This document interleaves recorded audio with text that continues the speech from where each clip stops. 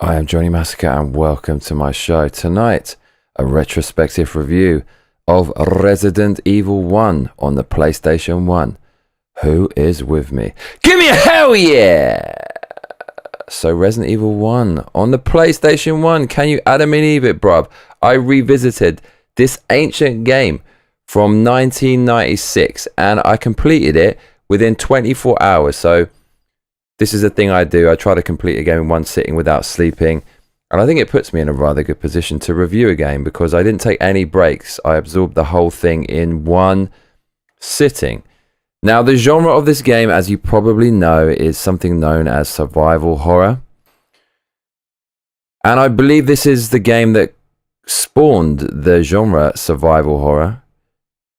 And I remember reading a little bit about it online, and the initial promo for this game, it said the word survival horror, so it was kind of a self-fulfilling prophecy.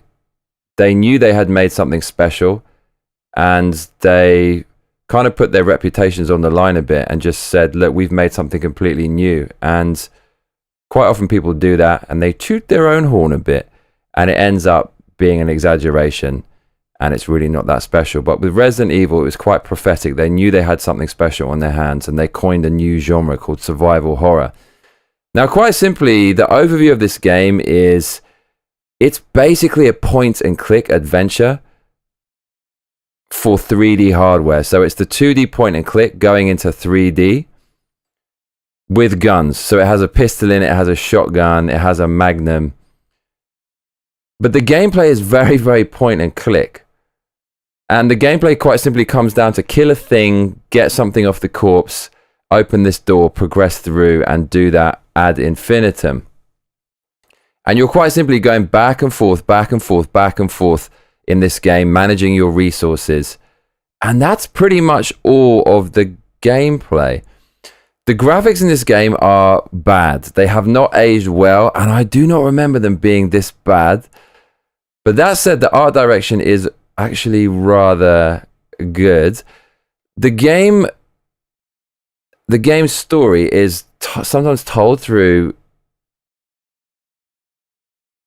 video of actors acting out a B movie, and it's so damn bad. At first, I thought it might be kind of endearing, and I wanted to see it, but after finishing the game, I realized that the kind of B-movie cutscenes they put in this game really, they don't ruin it, but they look so goddamn bad. They have become the stuff of legend, myth and legend, because they're just so ridiculous. What is it with Japanese gaming companies making zombie games with bad acting and stuff? Sometimes it's kind of funny, but with this game, it takes away from it. Now, as I said, the graphics are kind of bad. So in this game, as you can see, it features pre-rendered backgrounds.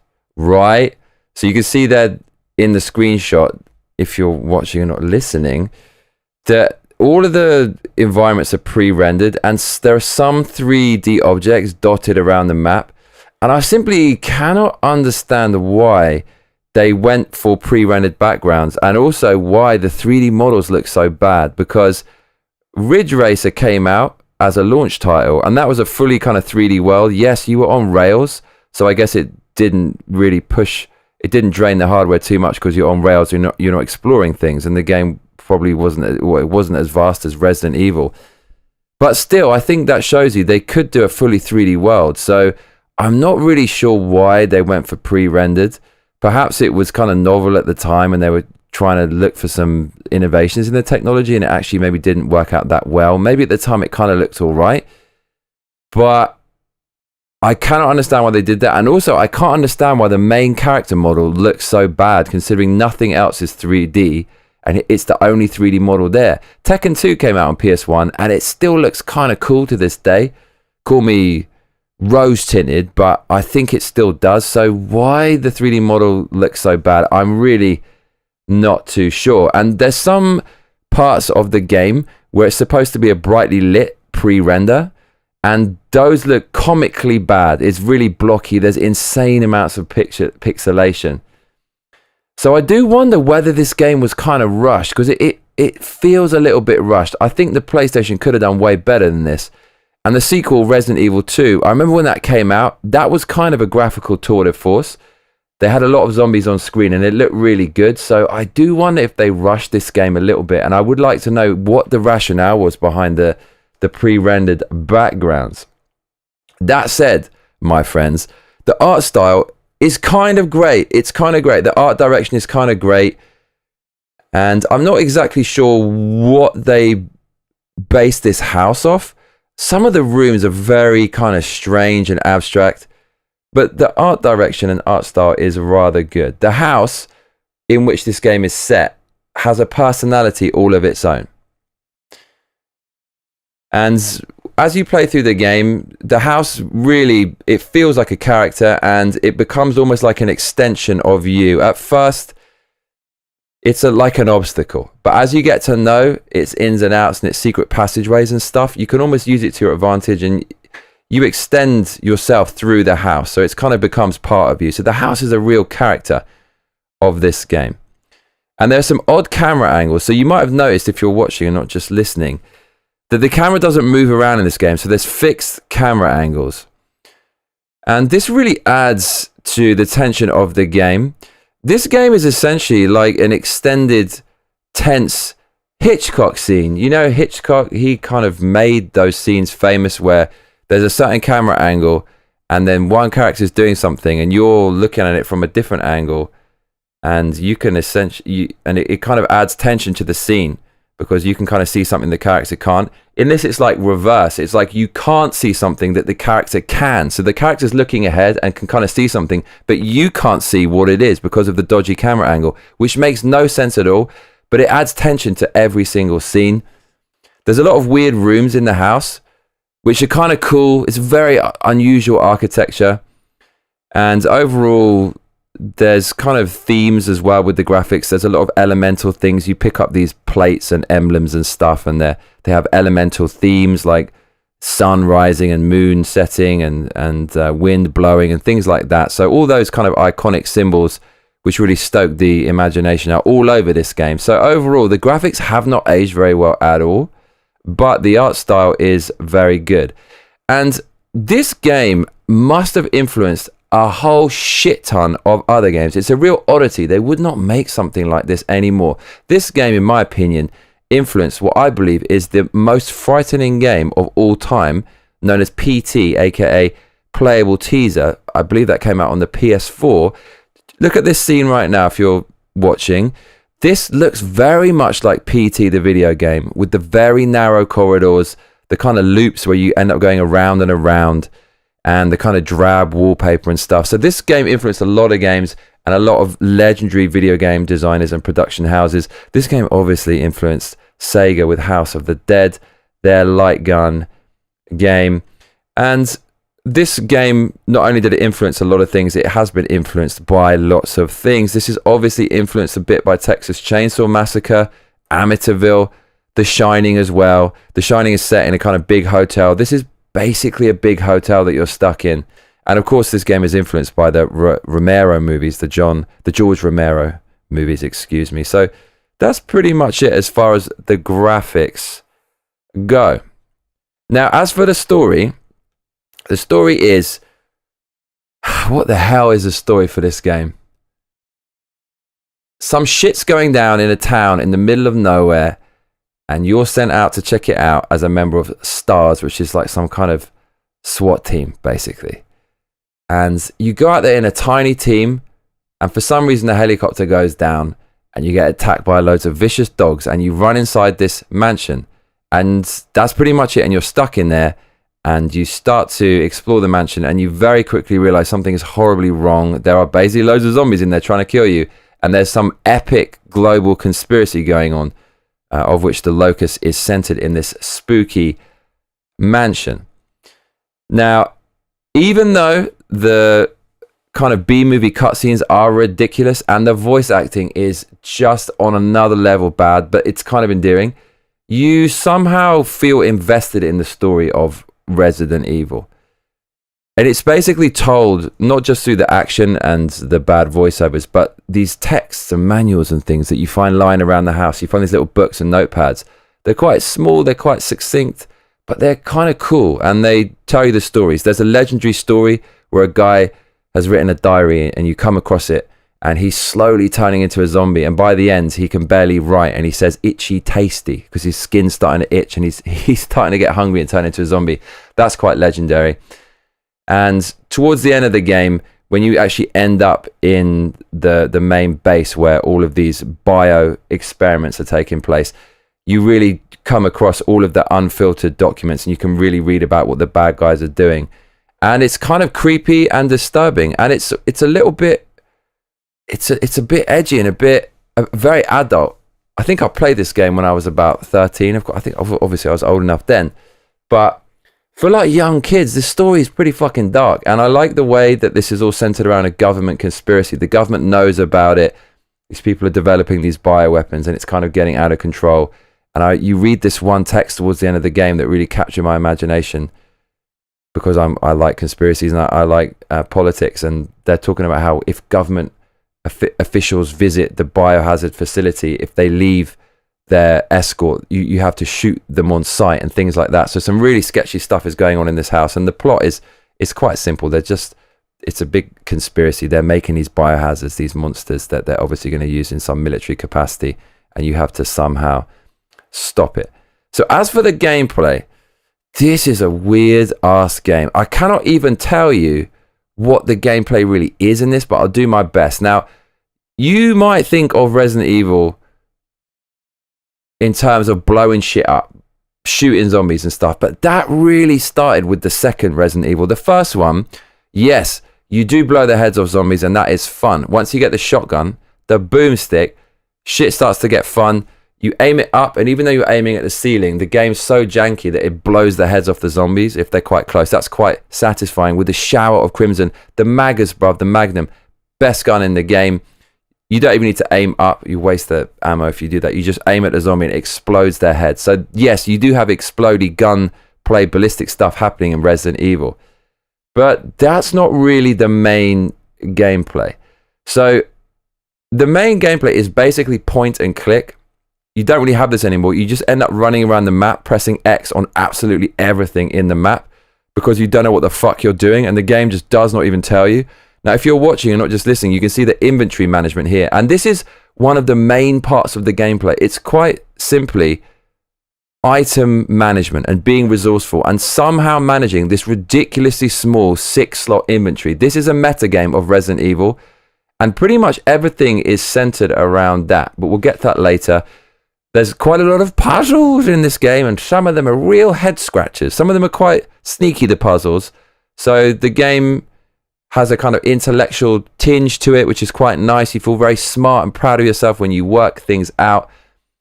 And the game is also about planning and, as I said, resourcefulness. You have to manage your items very well and have to decide whether to use them now or hoard them and use them later, even though it might make things more difficult now. Difficult choice now, slightly easier choices later. So a lot of planning involved in this game.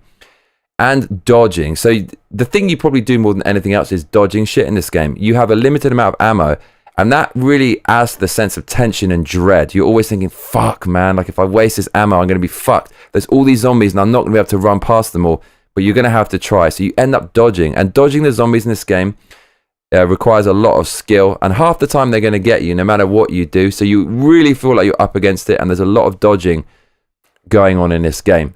And in the beginning of the game, you feel completely fucked. You feel like you just don't have enough ammo. You literally don't. You keep running out. You keep dying. But by the end of the game, you kind of work out what's going on. You start to be resourceful. You start hoarding your items, and then the tables slowly start to turn. That's a really good feeling where finally you get some kind of momentum, and then you can use all your weapons and medikits, or herbs as they call them in this game, in order to get over the line.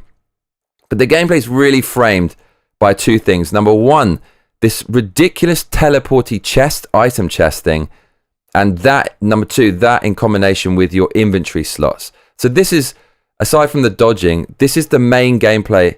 It's getting as many items as possible, and because you can't fit them all in your fucking inventory, you have to put them in this box, and there's about 6 of these boxes dotted about throughout this huge mansion in the game, and the box is like a teleport box. It doesn't make any sense. So you put the items in the box, because you've got such a tiny inventory and you have to work out what to take with you. You've never got enough inventory slots. And then you go to another part of the game and then you can get things from the chest. That's what it all comes down to, is managing your fucking inventory. It's so frustrating and it's so ridiculous. And modern gamers would not stand for this. They would not stand for this at all. You feel that the game was already done, and then they said, you know what, fuck it. Let's just chop the inventory in half and make it really hard to carry items just to make this game really difficult. I think that's just what they did. So the gameplay can be insanely annoying in this because it's all about item management. You never have the right items. You never have enough weapons. You keep having to go back and forth to store items in your chest and get items when you discover you need the items miles away from where the items actually are. But somehow this creates a weirdly memorable and absorbing experience that you just simply cannot get today with modern games. Now, speaking about the inventory, it's so goddamn annoying. So I played with Chris. I didn't know this, but Chris is basically hard mode that you can play with Chris or Jill. It doesn't give you any warning. Actually, when you boot up the game, it boots up with Chris already selected, inviting you to pick Chris. Jill has 8 inventory slots. Chris has 6. Now, it is not worth playing with Chris the first time around because it's just needlessly annoying. You're handicapped by a tiny inventory, not because of your lack of skills or anything like that. It's just because the game fists you with a tiny inventory. So I think you should play with Jill first if you want to go back and visit this game, because it's a classic, and I think everyone has to go through this weird experience, this torturous but strangely absorbing horror experience, if you're in any way, shape or form interested in video gaming. So Chris, right? 6 inventory slots. In the beginning of the game, you have to use your fucking knife, because when you down the zombie, you can slash it on the floor. That save you a few bullets. You need a knife. You need a gun. You need ammo. Thank God the fucking ammo stacks on top of each other. So that's 3 slots you've already used. You need a herb. You need a medikit or you're going to die. That's 4 slots already used. And quite often, you need a fucking key, because without the key, you can't go through the game. 5 slots already used. That means you've only got 1 slot left. So throughout the game, you need these things called small keys. And with the small key, you unlock something. And then you usually get ammo, which you need, and you cannot complete the game unless you get ammo. The thing is, if you play with Jill, she has a lockpick, so you don't need these stupid small keys. But Chris has to use the small keys, and he has less inventory slots. So you've got all your slots taken up by your knife, your weapon, your ammo, your health kit, and the key that you need to get through the game. You've only got 1 more slot. If you take this little key, hoping you're going to get ammo, and then you come up and you find an item that you need to advance through the game, you can't fucking pick it up. So you have to go all the way back to this goddamn teleporty chest that doesn't make any sense. Put the small key, it's not just a key, it's called a small key, back in the chest to free up a space. Then you're going to go all the way back to this item and pick it up. And quite often you need to get 2 items, or you might come across a new weapon, or you might come across something you really need. In that case, you have to pick up the thing you need, go all the way back to the fucking chest, dodging zombies, not using your bullets, probably wasting your health, store the shit, and go back. It is completely insane. It's insane. Sometimes there's even books you just need to read to get through the plot. You can't even fucking read the book. The game won't let you put the key down on the table to read a book and then pick the key up again. It's fucking insane.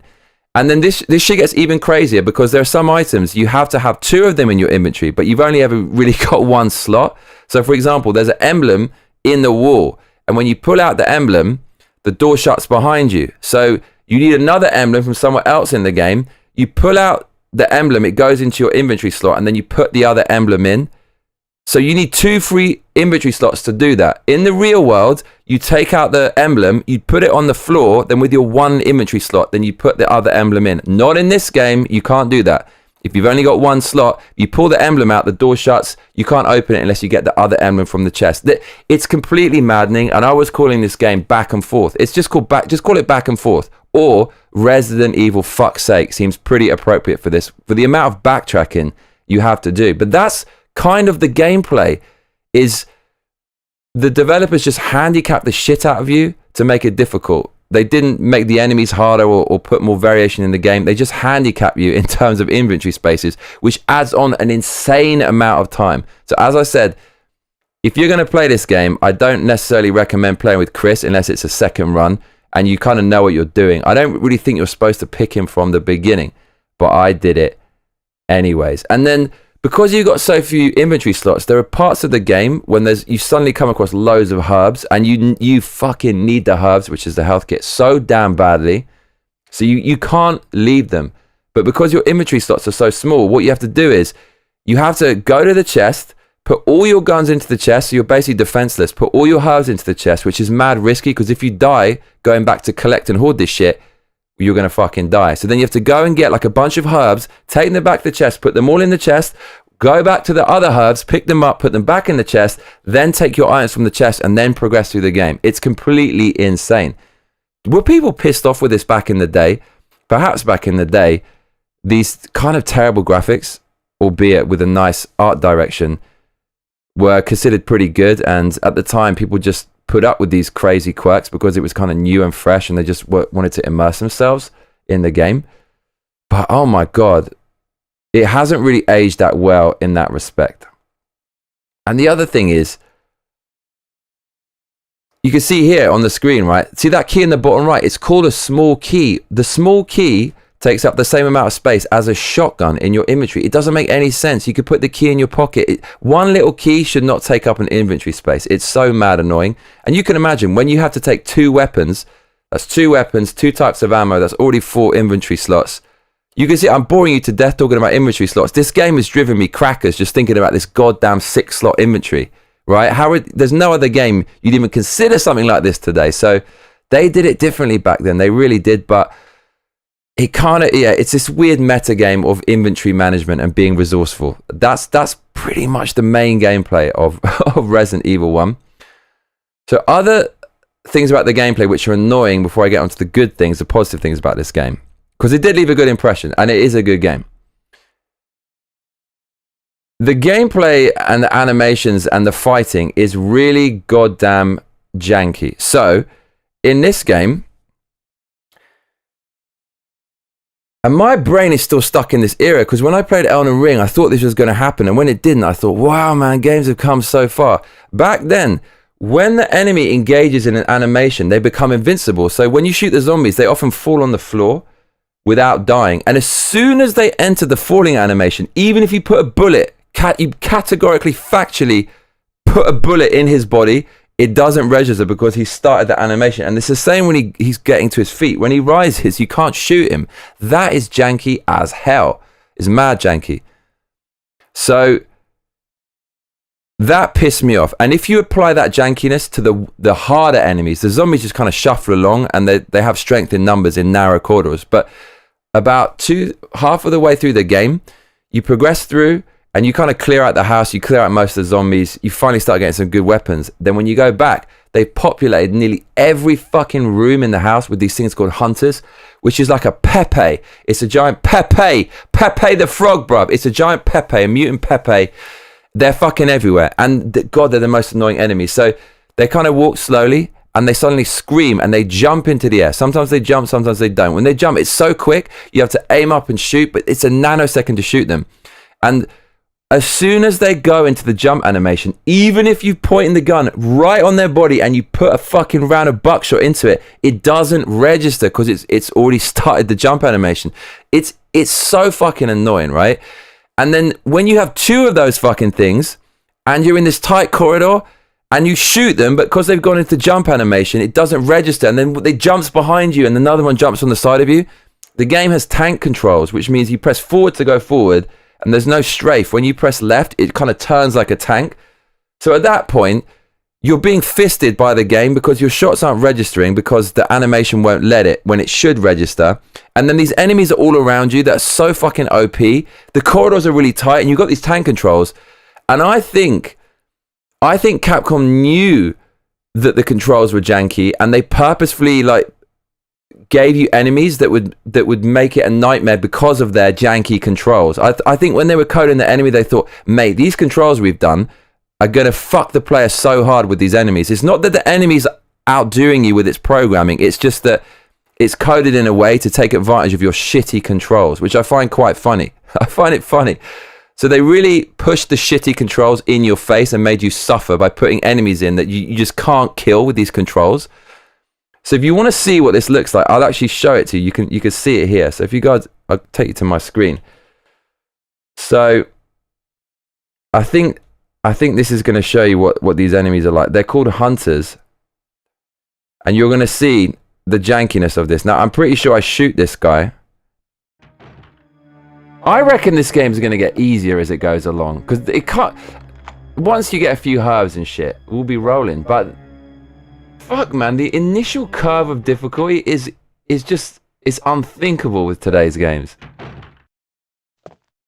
I do. Oh, we're gonna flick it on a bit. That's a bit early. So 353 is where these enemies come hunters. What I was talking about, and you're gonna see the jankiness here.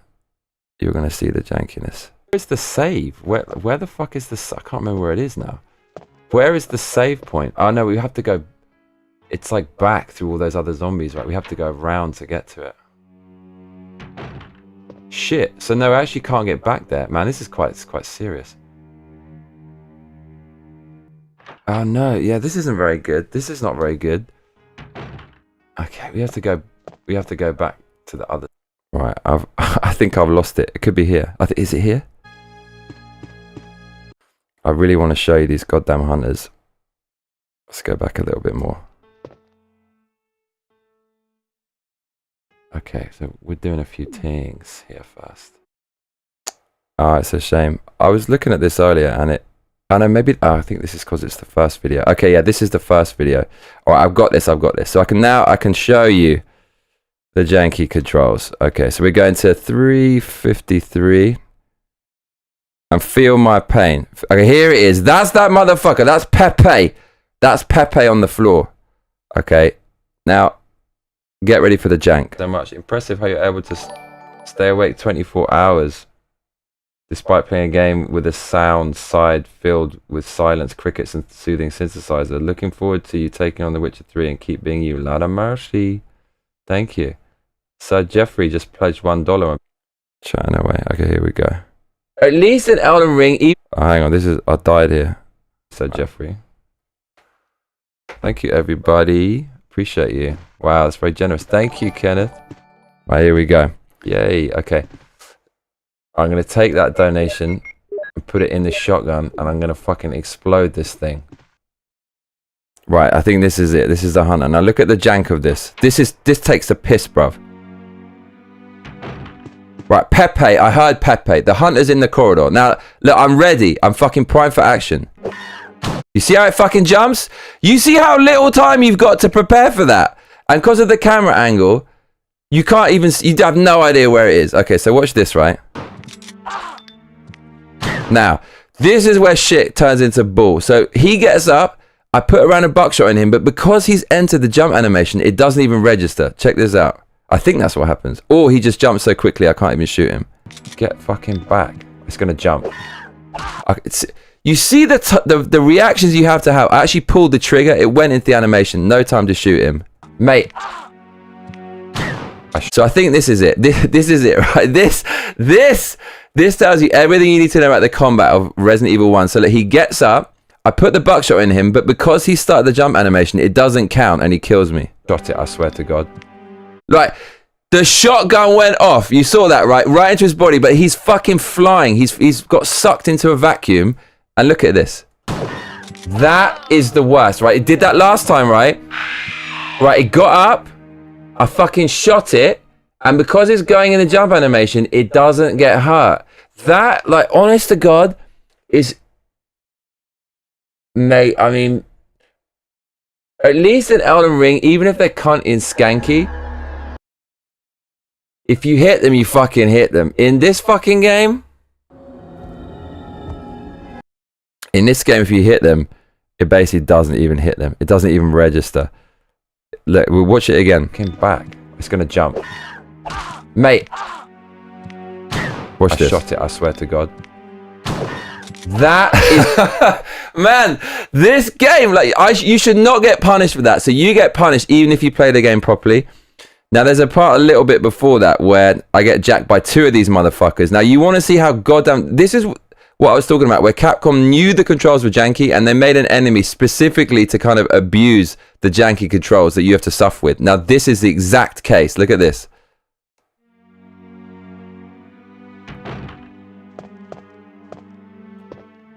All right. Got the shells. Down we go. Skip on. Okay, here we go. It's these two fuckers. Right, 2 of those things right in front of you. Tiny little corridor. This is tedious, I'm not gonna lie. This part is so cunty. You can see I'm pissed off. I know there's some other fucked up enemy called a chimera. I remember that. I never got to that. It's something in some industrial part. So at this point, I've been playing the game for 16 hours straight, and I'm already getting really frustrated with it. Be right at the end. That's gonna be quite cunty as well, I'm sure. Oh. God, this game is so janked. Alright.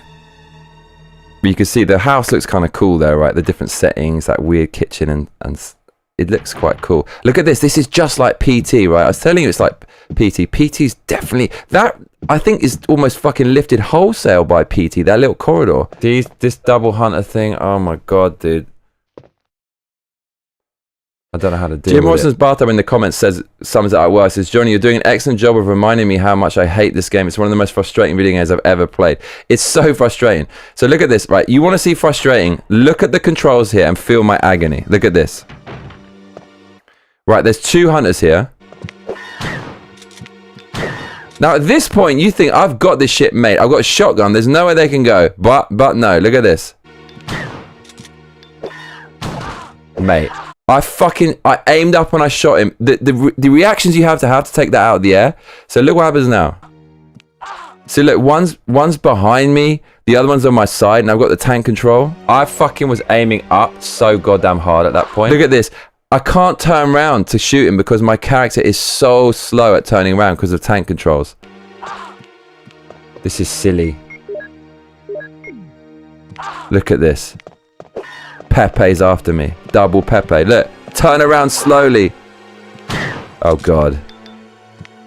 And that jump. Did you see I shot him? I shot him, but because he started the animation, it didn't go into him. So that is unforgivable. Like, the enemy's hard enough as it is. The game is stacked against you. At the very least, if I press the button and it's in front of my gun, you have to have collision detection there. But he's so OP. If he starts to jump, he's invincible. I don't have an invincible animation like that. This game is a kind of sadism, man. A masochism. Look at this. Please, game, don't. And see, you can reload the gun without an animation in your inventory. So that's at least one little thing you can do to have a boost over the enemy. To me. Look at this.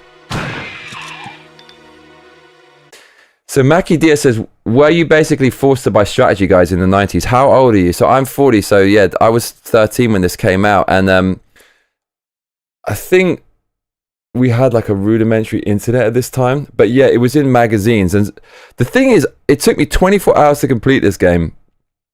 And I seem to remember so much information about it that I must have picked up by reading magazines. Like when the Magnum came out, I seem to remember the puzzle to get the Magnum.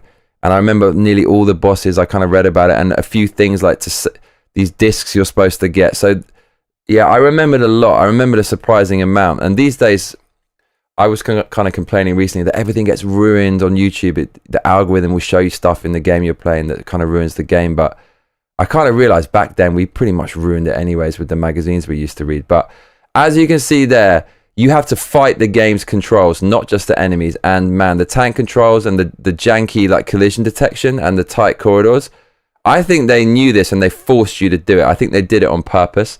So nowadays they'd probably say to the development team, like, mate, like, this is really annoying. You can't annoy your players. But back then they thought, yeah, this is annoying. How can we make it more annoying?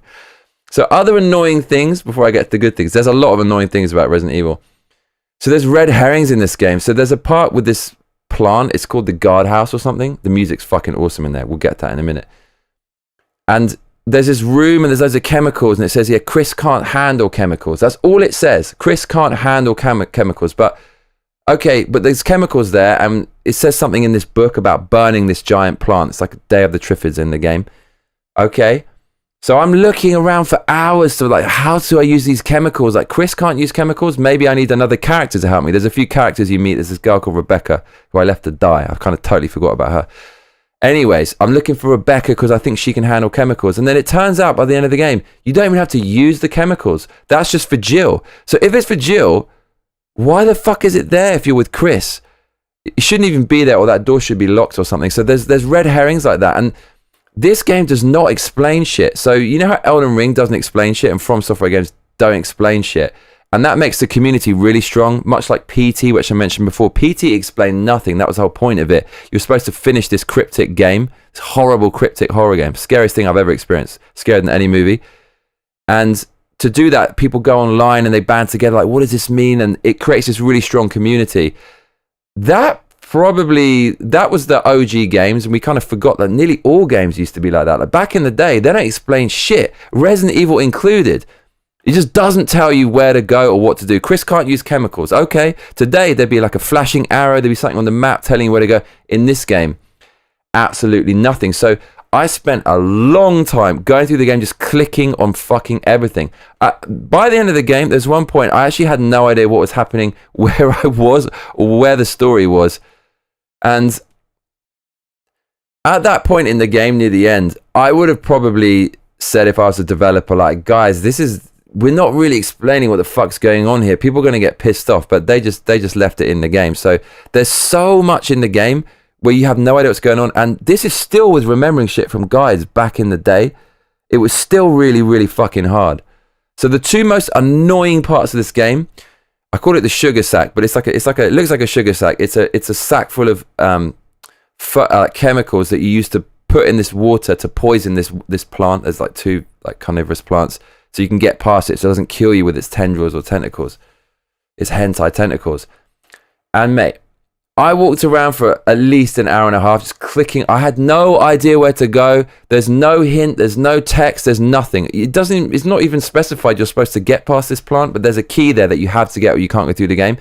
I did not know, and I knew I was looking for some poison. If I hadn't read a guide, I would be damned where this thing was.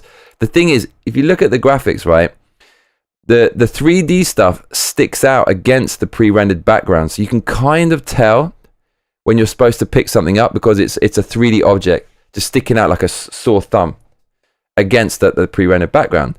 So you see, like, look at the hunter there, right? He's polygonal, I'm polygonal, but the rest of the pre-rendered shit, it kind of, you see how it stands out. So most of the items are really clear, but this poison that you need to advance through the game, it looks like it's part of the pre-rendered background. There's a barrel and all this kind of random junk on the floor, and it's in there, and it does not make it clear that you can pick it up. And when you go near it, there's no sound or there's no prompt like pick up item. Nothing. You just have to press the button. So I spent like 2 fucking hours trying to find that thing. The second thing I spent, God knows, like maybe at least 2 hours just walking around clicking on shit, was the Doomsday book. So at the end of the game, it does not fucking tell you what to do at all. There's this kind of, it looks like a pool, and there's 2 slots on the end of each side of the pool. The architecture and design of it is kind of intriguing and interesting, but it doesn't tell you where to get these emblems. It says there's 2 emblems. They're inside 2 fucking books. So you're in this place called this guardhouse, or you're near the guardhouse, and the guardhouse is obviously one part of the game, and then next to that is some garden with all these dogs, and then there's a fucking huge house. You find this book in the guardhouse, which is as far as you've gone through the game, and no book comes up until you go into this guardhouse, or like through the guardhouse, go this underground passage type thing. You find this fucking book, and I knew this because of the guide back in the day. If I hadn't had a guide, mate, I would have no fucking idea. So you need to fucking look at the book. You can look at things and move it around. And back then, the 3D was quite cool. You can look at the item, and it looks like it's just for show. Because on the very first PlayStation demo disc, there was like a 3D T-Rex, and you could kind of turn it around, just showing off the graphics. And they kind of had that in the game. Like, you can look at items, and it just seems to be for aesthetics. But actually, with this fucking book, if you turn it so it's facing you, like the pages, you can open it if you press X, and there's no prompt, and out comes the emblem. Oh, fuck. Okay, so I found this emblem in the house, in this guardhouse, or underneath the guardhouse. And then I could not find the other fucking emblem. And it only makes logical sense. The emblem is in the guardhouse. That's as far as you've gone through the game, this underground passage. But it wasn't there anywhere. I was going from room to room. I was looking at the fucking chemicals. Like, Chris can't handle the chemicals. Is it something to do with the chemical? No hints. Nothing at all. It doesn't even mention book or emblem in a book. So in the end, you get this key from Wesker, the bad guy of the series. He turns up and he goes, there's some rooms in the house. So it's one random room in the house in the middle of nowhere has this fucking emblem. As I said, no hint, no clue. It could be fucking anywhere. Back then, man, these games, they took the absolute piss. There's no way you could fucking know. And if you want to see, I mean, how long did it take me to find this fucking thing? At this point, I was looking for it. And this was at 6:41. I was definitely looking for this fucking thing at 6 hours 41 on the second video. I found this at 8 hours 58. So for over 2 hours, I was looking for this goddamn book. And I'll show you my reaction when I finally found this goddamn book. I got so excited. Okay, let's check this out. So you could just hear, like, look how tired I'm looking. Oh, you actually can't see because of the tear that shit off the wall. You see me in the top right, how goddamn tired I am at this point, like slumping back in my chair. 2 hours of looking for this goddamn book. He's dead, dude. He got shot up. And look, Pepe the Frog's waiting for me. They populated the house with all these goddamn Pepe the Frogs. Look, he's waiting for me, bruv. Look, Pepe.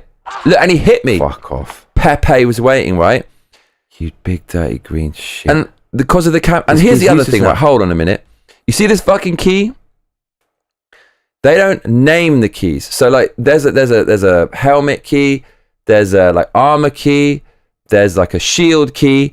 And it doesn't say helmet key, armor key, shield key. To know what key it is, you have to get it out the fucking magic teleporty trunk. And then you have to go on the look thing. You have to turn it around on the 3D to look at what symbols on it to know what fucking key it is. That's how much of a pain in the ass this game is. It's a relic, man. So you see the key, you can only tell it's the right key by what's on the back of it by examining it. It is this room, it is this room, it is this room. How would I fucking know? How? Okay, please be this room. Please, please. If it's not, then I'm fucking completely stumped. I was looking, please, everywhere for this thing. It's a new room. It's a book. Please. Doomsday book. We need a light switch.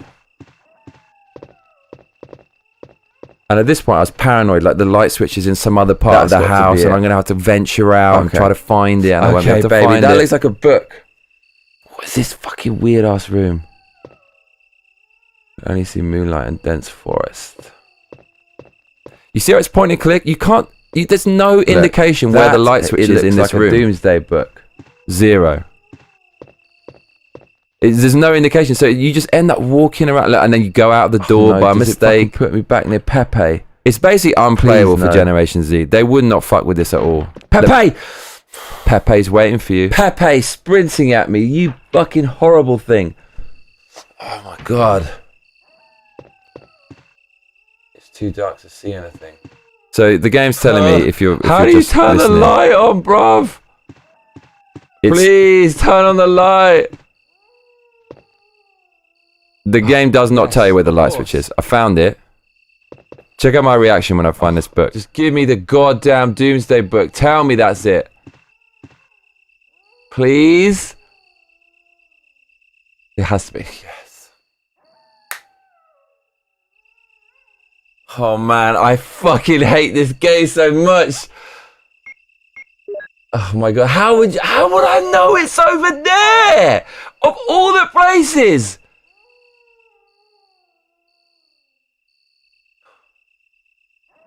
Yeah, it's the first one. Mate. It's the first Resident Evil, bruv. Look, and the character model, he's got this animation if he's idling where he puts his hand on his face. That's just how I felt when I was playing this game. So, mate, I had no idea where that thing was.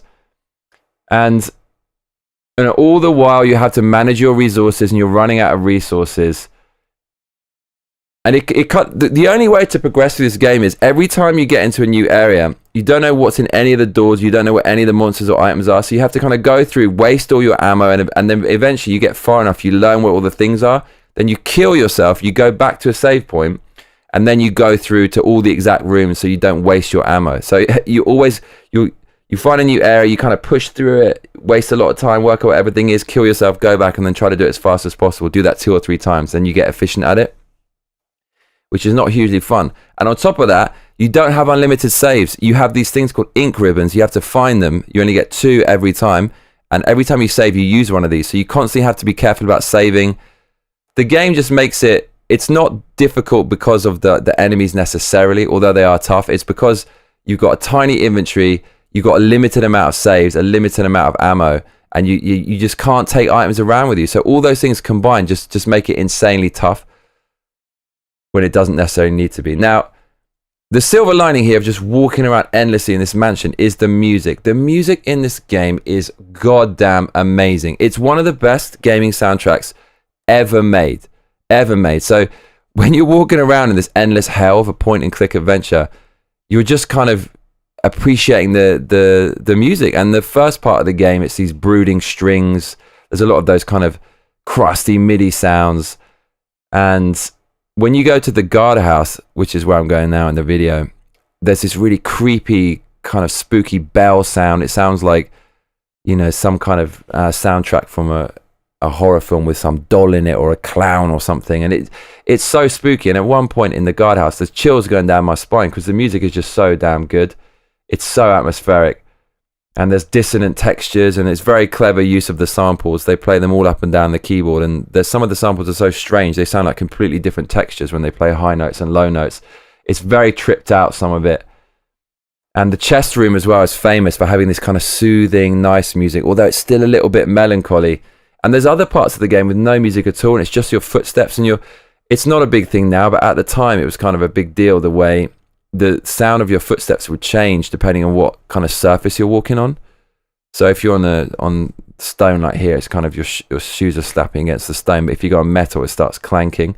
And there's times when all you can hear is crickets or like wolves howling or sort of nature and stuff, which makes it very atmospheric. So now getting on to the good parts of this game. The best parts of this game, I would say, is not necessarily the gameplay, as you probably now know, but it's just the vibe, man. This game has a very particular vibe about it. I was speaking of bad graphics. This is the part I was talking about. You see, when they have a well-lit environment, it just looks so pixelated and blocky and low-res. But the vibe of this game is very, very special. As I said before, it's like being in a Hitchcock movie. The Hitchcock was all about the camera angles, and there were certain... excuse me, there's certain things the main character can't see, but you can see. But in this movie, you're basically given the perspective of a character in a Hitchcock movie. So you're like the character in a Hitchcock movie, and you can't really see what's coming because of the camera angle. So it's always really, really tense because of that reason. And it's just this vibe of constant dread, like, fuck, man, what is around the corner? And you can kind of listen out and hear that something's there, but you don't know exactly where it is. It doesn't make any sense because your character can clearly see what's in front, but yeah, it makes it really, you feel really anxious the whole time. It's like a perma Hitchcock shower scene, this game, with zombies. And as I said, the sound like really immerses you in it, and just the weird design of the mansion. I really want to know where some of these rooms got their inspiration from. There's kind of weird sculptures and weird lighting and stuff. And you're constantly just trying to work out, like, what the fuck's going on here? Why is this happening? And even though the voice acting is so bad, the house is such a good character. And even though it's really big, there's all these doors you can't get in. And it leaves so much to your imagination. And not just what's behind the locked doors, but what's outside the house. That your mind is more powerful than anything they could show you. And it's like with the best franchises, right? They don't show you too much, right? Like Aliens, they don't really tell you where the xenomorph comes from until the fucking prequels, which fucked it up. But that made it much scarier, using your imagination to fill in the blanks. That's scarier than anything they can show you, and you're constantly wondering, like, what's going to be around the corner, and like what's outside the house and stuff. And the text of the game, the written text, the books that you find scattered about the game and what's written in them, it's just really well done. and it felt like you were coming upon this horrible government conspiracy, and you really wanted to get out of there and escape from there, but you really wanted justice. So you wanted to see the people who's doing all this horrible shit brought to justice. It was particularly good in the government facility at the end, like I said. And the risk versus reward of this game is really good. So you can kind of use all your ammo and just blow the zombies away, but then later on you might get stuck. Or you can be patient and kind of save your ammo, risking getting munched by the zombies when you try to dodge them, but then potentially making it easier later on. So there's a lot of risk versus reward. Sometimes you'll come into a corridor that's really tight and there's 3 zombies and there's a few doors and you're like, fuck, man, you know, I could just try to go through. And when you do, you get bitten and you're, oh God, you have to go all the way back to get a fucking health kit or commit suicide and start again from the save point. So there's a lot of risk versus reward. So you have to use your brain. And quite often you're on the spot and you have to decide really quickly. So every time I was going into a room, because the PlayStation didn't have a lot of memory, you have this animation where you go through the 3D door, which is quite a genius way of making you put up with the loading times. It makes it quite atmospheric. And every time I went through the door, my eyes are just like this because I have to analyze the situation so quickly. So it really makes you think. You have to use your brain. You have to kind of make a quick decision. So it's kind of like a thinking man's game with a lot of risk versus reward. And I was being very conservative with my saves, and at the end I was kind of proved right. I had like 2 or 3 left over, but I think I kind of planned that quite right. And at the end of the game, I pretty much used all my herbs. So at the end, you end up with this big hoard of herbs and ammo and shit. And I think I conserved it just right. So I felt quite proud of myself. I felt that I'd taken a few risks, but nothing to the extent it fucked up my game, where I'd used all my saves and I didn't have enough ammo. And I kind of judged the game as I was going along and predicted how much I would need in the future. And I felt that I was quite resourceful and I felt quite smart and proud of myself. So I felt like a real sense of achievement by the end of the game. The puzzles are quite good. They're not impossible, but they're some of them a little bit of a brain teaser. Have you thinking for a good like 5 to 10 minutes. At the end of the game, there's this kind of these strange symbols written on the picture. And then you put this ultraviolet light on it, and then the symbols turn into words. And then when you turn off the light, you have to remember which letter in the word matched the symbol. And then at the end of the game, it gives you the weird symbols. And because the symbols are related to a letter, you're supposed to put in a word. I just used my camera phone, but at the time we didn't have camera phones. So at the time you would probably have had to write it down, or maybe you would just have had to remember it. Which is really cool, because that made me think, in a real situation, imagine this was real, you're trapped in a house full of zombies, you'd be paying as much attention as possible, and you wouldn't be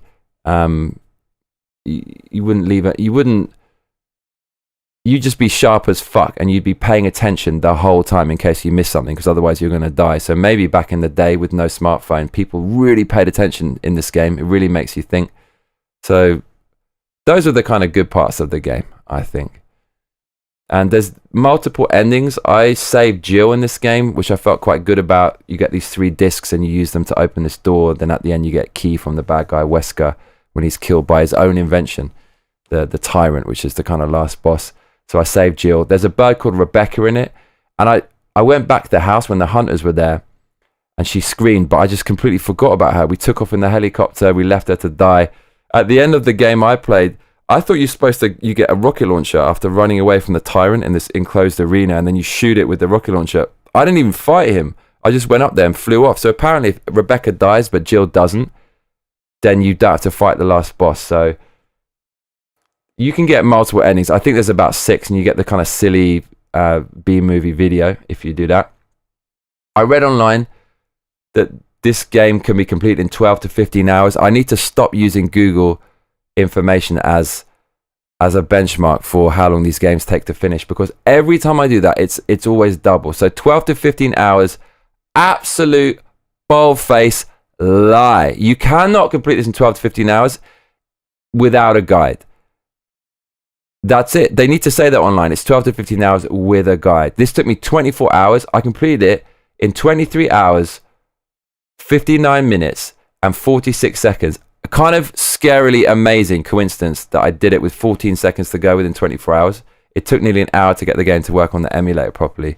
I was being a bit retarded, but still, that counts, right? So it took me 24 hours, and I still remembered loads of shit about the game. I knew the mansion would be infested with those hunters when I went back, so I was conserving my ammo. I kind of remembered a few things from guides from way back in the day.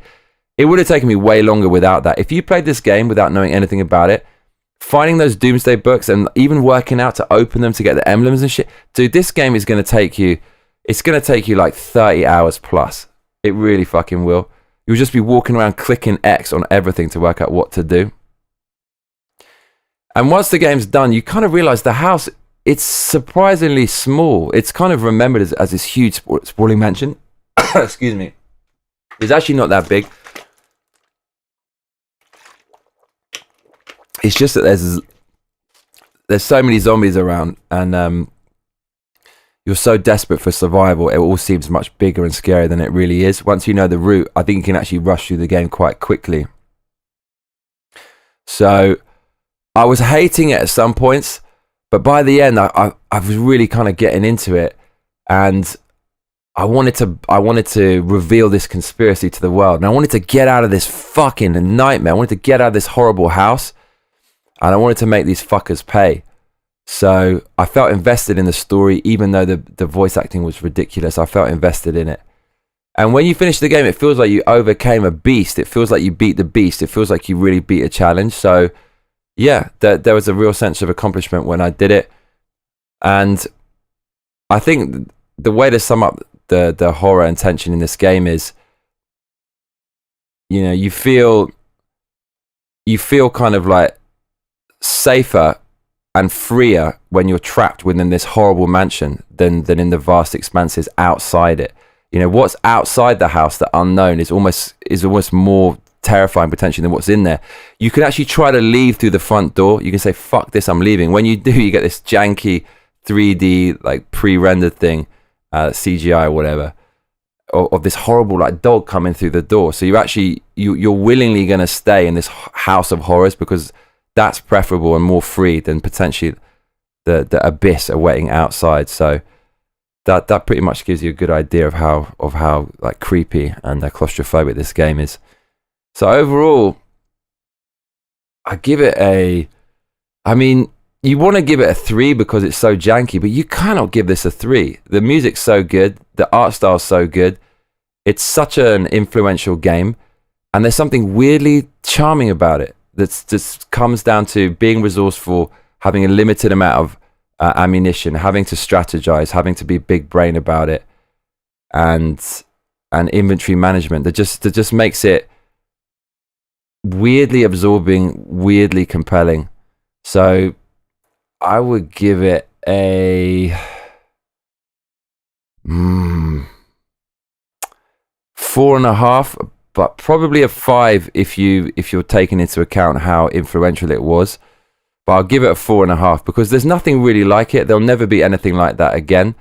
And if you can try to, you know, look past the jankiness of it and the way that the developers try to screw you with the controls and the inventory, there's something about it which is just very memorable, and it's an interesting experience. So I think you have to play it. If you haven't played it, you have to play it. You should get it on emulate. You should finish it just to say you've done it. I always wanted to, because back in the day I rented it and it kind of scared the shit out of me, and I never finished it, and that always bugged me all these years. I didn't finish this game that's supposedly really tough. Yes, it is tough, and I'm just happy that I did it, and I think you should try it too. Mark L says out of 10.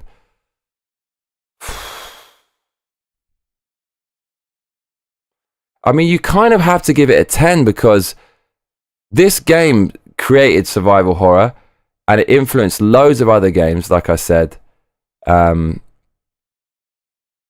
it fucking created Resident Evil 2, which is like, it's like the fucking Terminator 2 to its Terminator 1, you know. Resident Evil 2 was amazing. It was easier, but it kind of brought in the more gunplay, and it was a real spectacle. The graphics are really good.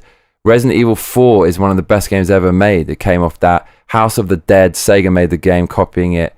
PT.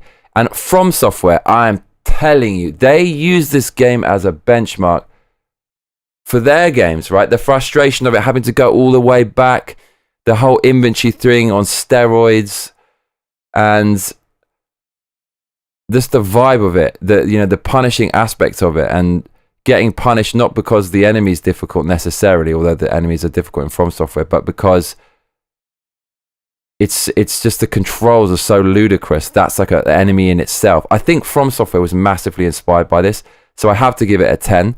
But if you're not looking at it in terms of like what it did for the industry, just as a game, if this came out as a game now, yeah, you just think, what the fuck? You'd probably give it like a 6, but you'd probably give it a 6. But taking into account how important it is and how the gaming industry would be completely different today, yeah, I think you have to give it a 10, like 9.5. And it's just like, it's a really highly stylized, kind of beautiful looking game, stylistically. So yeah, I fuck it. I'll give it a 9.5 out of 10.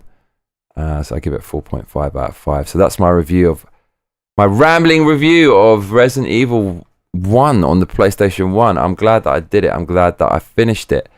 I am Johnny Massacre, and if you're just joining me, well, we've just done a review of Resident Evil 1 on the PlayStation 1. But if you have been watching all the way since the beginning, then stop your grinning and drop your linen, donate some cash, and let's keep winning. Streamlabs.com/Johnny Massacre. The more you donate, the more of me you're going to get. Do it now.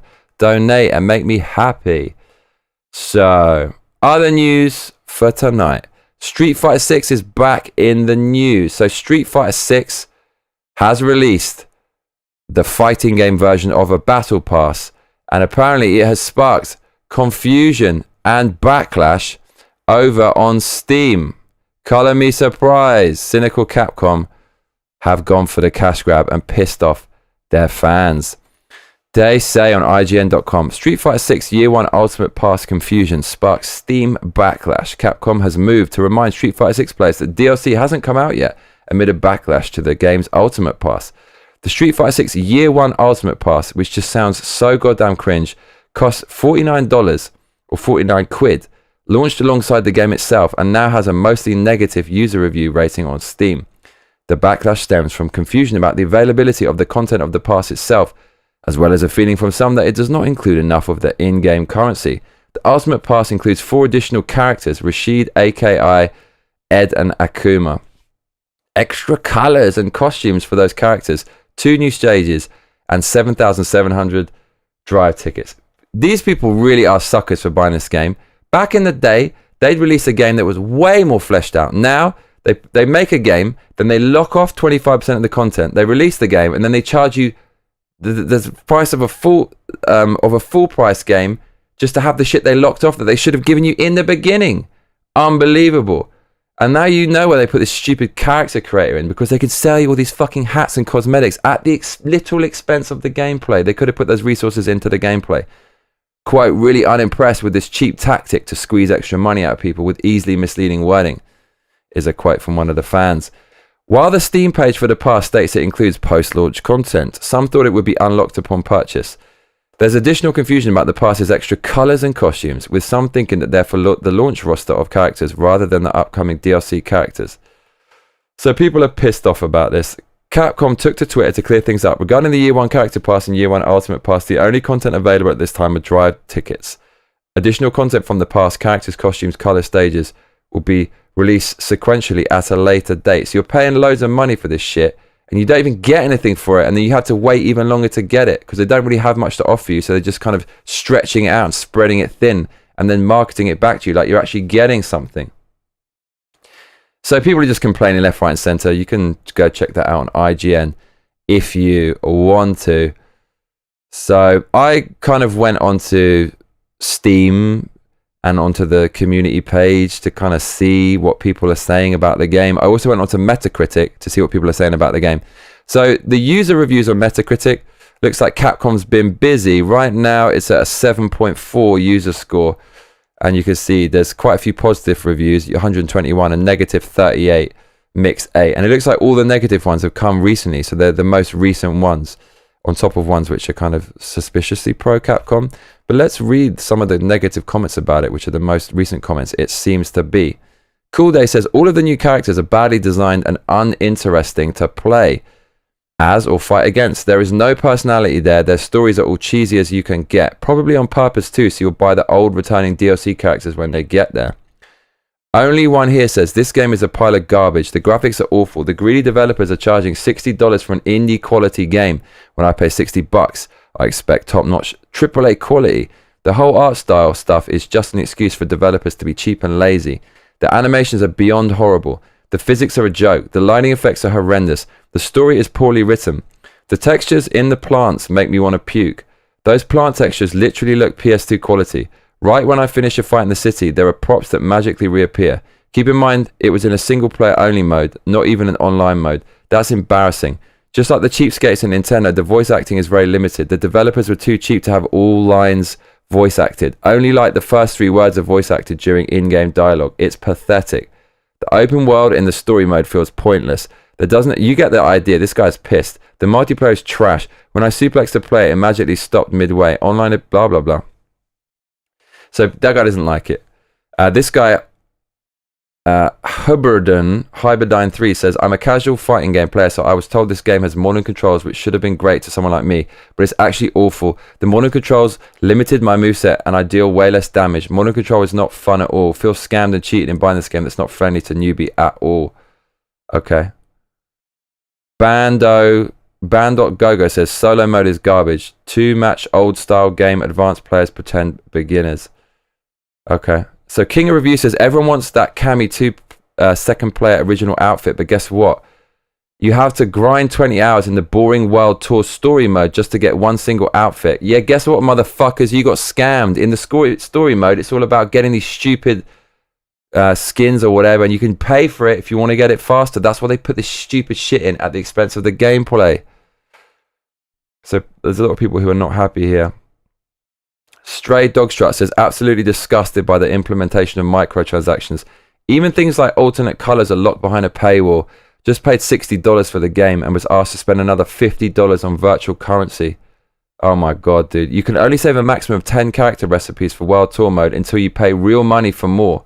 Unbelievable.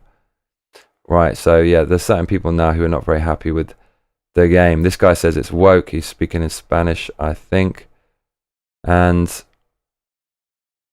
Winner of World says, the soundtrack and announcer is the worst ever in the series. I have to mute the TV. First time ever for a video game. Characters are even more unrealistic looking than the past. They look all freaky now. I don't mind ugly characters, but this whole game is full of them, especially the newcomers. No reason to play this game over Street Fighter 5 or Street Fighter 4. Honestly. Jazz60 says, why is the game still asking me to pay for countless battle pass and season pass? Okay. Capture 492 says, gameplay is subpar, soundtrack is mediocre and forgettable, roster is the worst in the series by far, with most newcomers not appealing in any way. Visuals are horribly outdated and most characters are uncanny and weird, worse than the previous game. Bulger says, very poor graphics and animation, awfully small roster in a 2D fighting game by today's standards. Sal Sampson says, the World Tour is boring. H.I. Webb says, man, this is such an unbalanced fighting game. Nefrehi says, everyone's default costume looks like garbage. Okay, Luke looks ugly. Alright. And then you've got all these good reviews, which are kind of quite small in comparison to the ones which are kind of more fleshed out. So probably Capcom was giving themselves a lot of good reviews here. So Street Fighter 6, yeah, still looking kind of shitty. And I'll keep bringing you the news on that as and when it drops. Hello, Truly Sunshine. How are you? Okay, everybody, it's been fun. I'm going to get some shut-eye. It's 7:29 in the morning. I would like to play some Witcher. The highlights from that are really funny from yesterday, but I just don't have time to edit it. It's 7:30 in the morning. I still haven't edited yesterday's video, so what time do I have for Witcher? I'll do my best to get back to you lot soon. The more you donate, the more of me you're going to get. That's how it works, my friends. I hope you liked today's show. I have been joining Massacre, and I tell you what, Massacre mates, you better be back for the next episode. Otherwise, I'll be coming around your house. Please make sure you like and subscribe and hit that notification bell because, well, that is what all those other cunts tell you to do. Latest.